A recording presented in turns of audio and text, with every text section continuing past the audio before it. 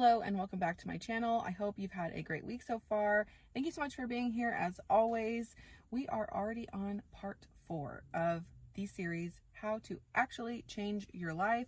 Again, I'm Coach Ange, a spiritual life coach. If you're new here, thank you so much for joining. If you are returning, thank you so much for being here again and listening to me just yap about how to better ourselves, better our lives, and things of that nature. Before we hop into part number 4, as always, please like and subscribe and follow me across all socials. I'm at Coach Ange 222 so that we can stay in touch, of course, across all social media platforms. So part number 4 for how to actually change your life is about breaking cycles and what that looks like, what kind of cycles there are. Of course, there's many types of cycles. I'm going to be kind of touching on some more generalized ones. I think there's ones that touch relationships and touch, when you're with a friendship, with your job. There's many of them. I'm going to kind of touch on a little bit more higher level. Again, 4 different buckets that go into this topic specifically. I have definitely gotten to see many types of cycles, as well as being a millennial. It's all the things. So hopefully you'll resonate with this and you'll take something out of this. Of course, if you have any questions or thoughts or feedback, please comment below. I think that when we're talking about breaking cycles, we have to address generational cycles.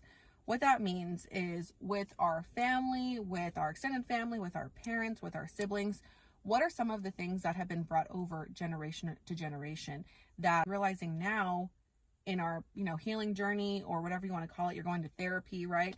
Where we're like, hold on, some of these things were not actually beneficial. Some of these things were actually harmful or destructive or, not beneficial to anyone. It's just how it's always been.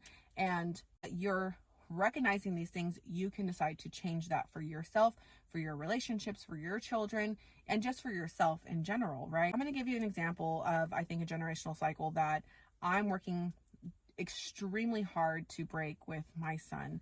And before I jump into this, of course, I do want to mention that a great upbringing, an amazing childhood. I just think that there's always things that could have been different or been changed. And a lot of times people are just doing the best that they can with what they know and the tools that they have. And I always think once we know better, we can do better. So no harm, no foul on anyone that was in my life as I grew up or as an adolescent. I think everyone was just doing their best. So I just wanted to say that again first before I say anything else. So with my son, who is now 6 years old, some of the generational cycles that I'm trying to do my best to break are things like, I make sure that I apologize when I know I was in the wrong for something. If I raise my voice and I probably didn't need to, or something along those lines, I make sure to apologize to him, and then he actually will do it back. I'm trying to show him that just because I'm his mom, or just because I'm an elder, or, someone in authority, that I can't take responsibility for my actions. I think as a millennial, we grew up in a time where it was, you just respect your elders no matter what. They are always right no matter what. You don't question anything. It was very much like, because I said so type of vibe. And to a degree, do I understand that? Yes, but there were plenty of times that outside of even my family or my parents, maybe teachers or just other people in, some sort of authority figure, did not want to take responsibility for their actions. And it was showing a very bad example for children and for myself to be like, oh, okay, well, once I get older, I don't have to take responsibility just because I'm an adult.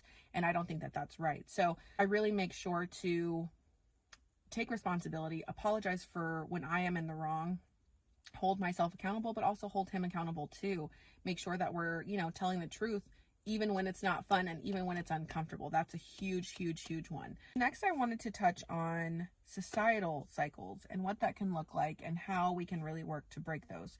So a big one that could be an example would be like diet culture, right? Like I grew up, again, as a millennial. I grew up in the early 90s and 2000s where magazines and tabloids, but also Jenny Craig and, doing Pilates and Special K cereal and like all these different ways to really hyper fixate on being skinny and as small as possible, and for a woman to take up the least amount of space possible. Really trying to break that cycle in my own life. Super important. In real life, I'm 5'10". I'd roughly say about 220, and I fluctuate between there, but probably between 215 to 225 and around there. With that being said, I've been a bigger body my entire life. So growing up, seeing things that were like, oh, you should be skinny or you should be super small. Naturally, I'm what we would call a big boned girl. I was never going to be small. Even if I lost all of my weight and all of my muscle today, I was still going to be a bigger frame, and that is okay. But I had to break that cycle in my head of these societal standards that, you know, also back then, having straight hair was the thing to have. Again, being super skinny. I've always had hips. I've always had a lot of muscles. I've always just had a bigger build, and I've always had curly hair. And so it just was extremely difficult to grasp, understanding that this is not my reality. That's just never going to be that for me. And that's okay. And really learning that I can break the societal standard or cycle, thinking I have to look like everybody else or be like everybody else, or be super skinny. That's not the vibe, you know, like just be who you are and be comfortable in that, which is difficult. Don't get me wrong, but this is why we're talking about it, right? Of breaking that, of being like, I don't have to be like everybody else. I don't have to look like everyone else. I don't have to do what other people are doing just because they're doing it.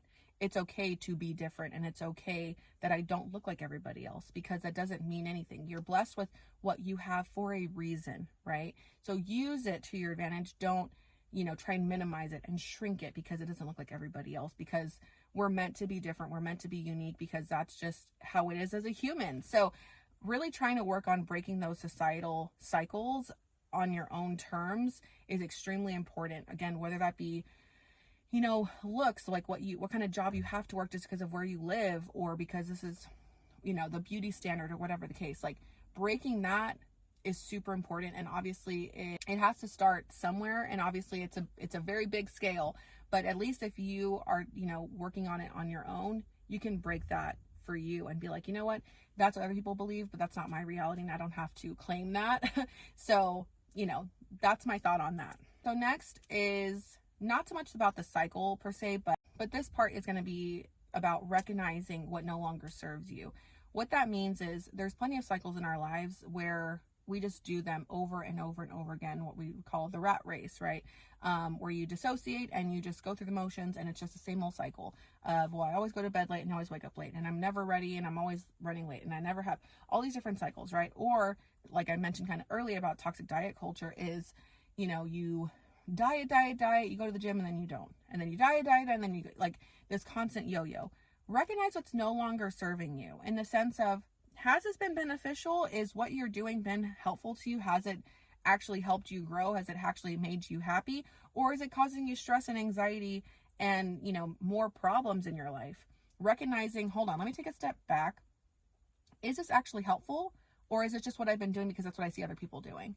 Or because that's what I've always done? Again, this idea of like, well, if it's not broken, don't fix it. There's so many ways to improve on things, right? Just because you've always done something a certain way doesn't mean you have to always do it that way. Okay, what worked 10 years ago, 5 years ago, last year, 6 months ago, might not work now. So recognizing, hey, actually, let me step back. That's not working for me anymore. And I'll give you an example for me in my own life, right? I'm a solo homeowner, so I'm the only adult in the house. So trying to maintain and stay on top of laundry and dishes is quite literally the bane of my existence, okay? But I realized the cycle of allowing stuff to pile up until I have to do all of it is not helping me at all. So which for some people this might be an easy fix, but for me it just has been such a difficult uphill battle, to be honest with you. What I would do was I would let all my dishes pile up, and at the end of the day wash all of them. I would let my clothes pile up and then try and wash all of them, but then it was like almost impossible to try and keep up with washing, then drying, then putting everything away. So then the clean clothes would pile up, the dirty clothes would pile up. It just was so much. It was very difficult. Same thing with the dishes. A lot, I would do all washing and then they would pile up because I was tired from washing all the dishes. Then I was like, well, I'll just let them dry. And then it took me forever to put them away. But by then there's more dishes that have piled up that are dirty. And I was like, dude, what is going on? This is way too much. So eventually I said, you know what? Let me just take some time to like catch up on all of this, get everything put away, wash everything and actually put it away.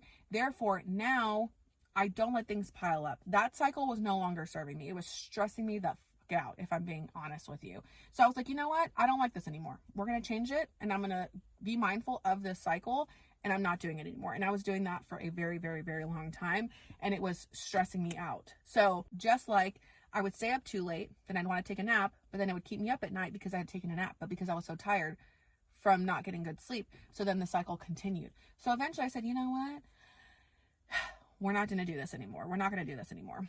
How can I kind of reset my circadian rhythm a little bit, get to bed earlier, tire myself out so that I'm sleepy at nighttime at a normal time, for me being maybe 10 p.m., whereas before I'd stay up till midnight, 1 a.m., don't ask me why.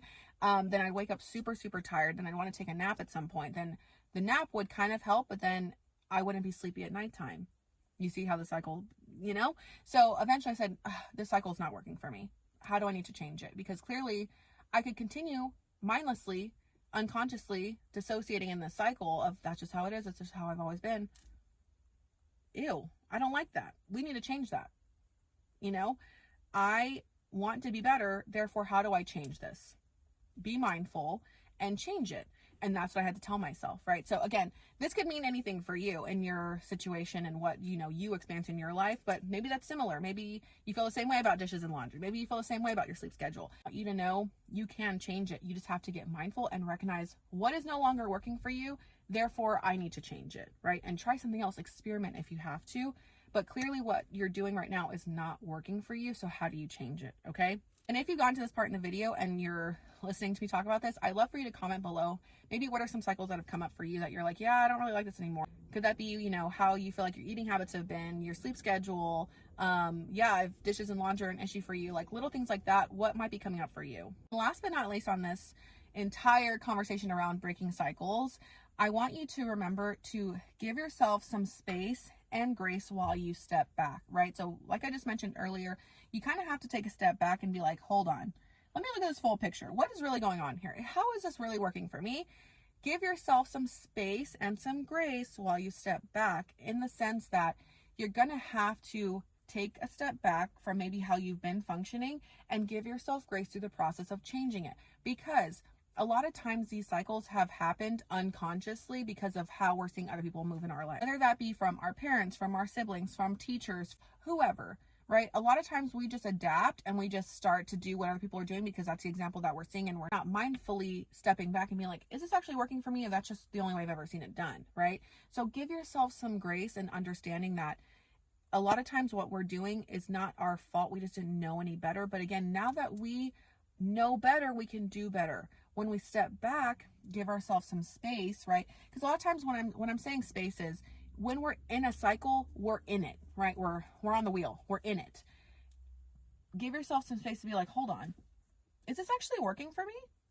Do I actually like this? Do I actually like how I feel when I do these things? Do I actually like this cycle of the situationship with this person that I've gone back and forth with for 2 years? Do I actually like this cycle of going to the gym 5 days a week and then I don't go for a month? Do I actually like the cycle of having a toxic relationship with my friend? Do I, you know, all these other things that, have we just taken a step back and actually been mindful of these situations and cycles? And then through that, as I'm giving myself space and the recognition, being like, let me give myself grace. I might not have known it, but now that I know, I can do better. Okay, so space and grace is super, super important. Do not beat yourself up through the process because it's going to be even more difficult to change. Okay, just hear me out.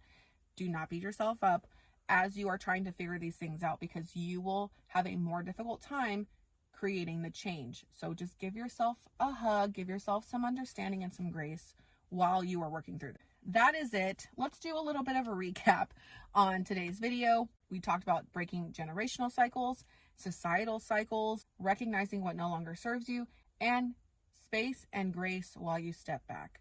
All of these things are super important. Again, this is a very generalized sort of video when it comes to breaking cycles, because there's so many different types of cycles, but this is just kind of like a very entry level, if you would. If you have more questions or feedback or anything like that, please comment those below. If you ever want any more support or guidance through this, you can always book a one-on-one clarity call with me, and you can find that at the link in my description box. I hope that this has helped just get you a little bit more mindful and aware of, you know, how you're moving through life.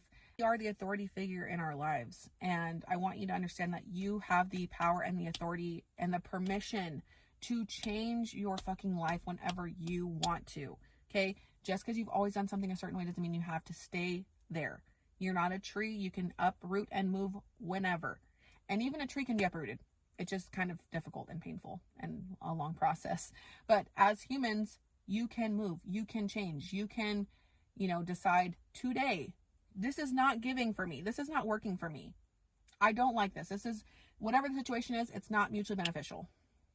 You can change whenever you want, okay? Break the cycle. Break it, okay? And going back to that last step, when I say space and grace while you step back, sometimes you do break the cycle and then you get sucked back in, okay? Because that's what you're used to.